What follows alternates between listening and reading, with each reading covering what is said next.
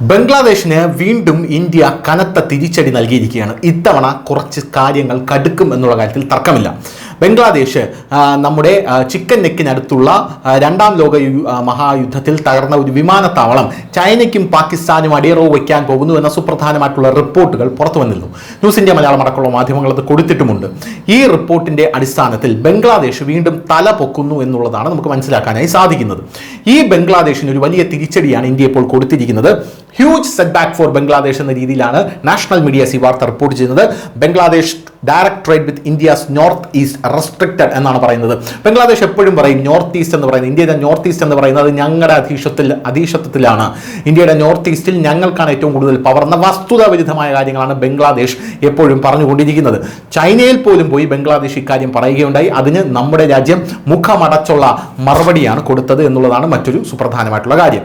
ഇപ്പോഴിതാ അതേ നോർത്ത് ഈസ്റ്റിൽ ബംഗ്ലാദേശിലെ വ്യാപാരികൾ ഡയറക്ട് ട്രേഡ് നടത്തേണ്ട, കാല് കുത്തി പോകരുത് എന്നാണ് നമ്മുടെ രാജ്യം ഇപ്പോൾ ബംഗ്ലാദേശിന് ശക്തമായിട്ടുള്ള താക്കീത് കൊടുത്തിരിക്കുന്നത്. ഇനി അവിടെ കാലുകുത്തിയാൽ എന്താണ് സംഭവിക്കുന്നത് നമുക്ക് പറയാൻ സാധിക്കില്ല എന്ന ധ്വനിയിൽ തന്നെയാണ് നമ്മുടെ രാജ്യം ബംഗ്ലാദേശിന് ഇപ്പോൾ വലിയ താക്കീത് കൊടുത്തിരിക്കുന്നത്. India has restricted Bangladeshis garment imports to only Kolkata and Mumbai sea ports. അതായത് ബംഗ്ലാദേശിന്റെ ഏറ്റവും വലിയ ഒരു സാമ്പത്തിക വരുമാനം എന്ന് പറയുന്നത്, അല്ലെങ്കിൽ എക്കണോമി തന്നെ ഓടുന്നത് അവരുടെ ടെക്സ്റ്റൈൽ ഇൻഡസ്ട്രിയിലാണ്, അവരുടെ വസ്ത്ര വ്യാപാരത്തിലാണ്. ആ വസ്ത്ര വ്യാപാരങ്ങൾക്ക് പ്രധാനമായും റോ മെറ്റീരിയൽസ് പോകുന്നത് ഇന്ത്യയിലാണ്. അത് അവിടെ തയ്ച്ച് ഇങ്ങോട്ടേക്ക് അയക്കും. അത് ഇന്ത്യയിലാണ് വിൽപ്പന നടത്തുന്നത്.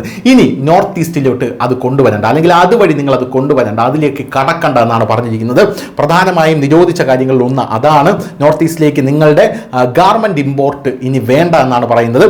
ഇനി കൊൽക്കത്തയിലേക്കും മുംബൈ സീ പോർട്ടിലേക്കും മാത്രം ഇത് കൊണ്ടുവന്നാൽ മതി എന്നാണ് നമ്മുടെ രാജ്യം ഇപ്പോൾ കൃത്യമായി ബംഗ്ലാദേശിന് കൊടുത്തിരിക്കുന്ന നിർദ്ദേശം എന്ന് പറയുന്നത്. എന്തായാലും this move stops imports through northern land ports like Assam, Meghalaya, Tripura and Mizoram. ആസാമിലും മേഘാലയയിലും ത്രിപുരയിലും മിസോറാം വഴിയുള്ള ലാൻഡ് പോർട്ടുകൾ വഴിയുള്ള ബംഗ്ലാദേശിന്റെ ഇങ്ങോട്ടേക്കുള്ള അവിടെ നിന്നുള്ള കയറ്റുമതി, അതായത് അവർ അവിടെ നിങ്ങോട്ട് കയറ്റുമതി ചെയ്യുന്ന സാധനങ്ങൾ ഇനി വരില്ല എന്ന് തന്നെ നമ്മൾ പറയണം. ഇതിൽ കൂടുതൽ ശക്തമായി ബുദ്ധിമുട്ടാൻ പോകുന്നത് ബംഗ്ലാദേശിലെ മിഡിൽ ക്ലാസ് ബിസിനസ്മാൻ ആണ്. അതായത് മിഡിൽ ക്ലാസ്, അതായത് ഇടത്തരക്കാരായിട്ടുള്ള വ്യാപാരികളാണ് ഇതിൽ ബുദ്ധിമുട്ടാൻ പോകുന്നത്. പ്രധാനമായും പ്രത്യേകിച്ച് മത്സ്യവ്യാപാരികൾ, പ്രധാനമായും അവിടെ നിന്നുള്ള പല ചരക്കുകളും ഇങ്ങോട്ടേക്ക് കയറ്റി അയക്കുന്നതിൽ ഏറ്റവും കൂടുതൽ പങ്ക് വഹിക്കുന്നത് അവരാണ്. അവർക്കിത് വലിയ രീതിയിലുള്ളൊരു തിരിച്ചടിയാകുമെന്നുള്ള കാര്യത്തിൽ യാതൊരുവിധ സംശയവുമില്ല.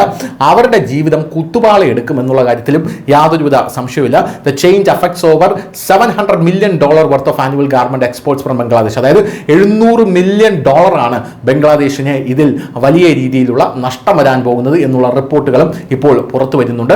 ബംഗ്ലാദേശ് യഥാർത്ഥത്തിൽ ഇന്ത്യക്ക് ഒരു ഇരയേ അല്ല, അതായത് പാകിസ്ഥാൻ പോലും ഒരു ഇരയല്ല. അപ്പോഴാണ് പാകിസ്ഥാന്റെ വാലായിട്ട് നിൽക്കുന്ന ബംഗ്ലാദേശ് എന്നുള്ളതാണ് മറ്റൊരു സുപ്രധാനമായിട്ടുള്ള കാര്യം. News desk, news India Malayalam.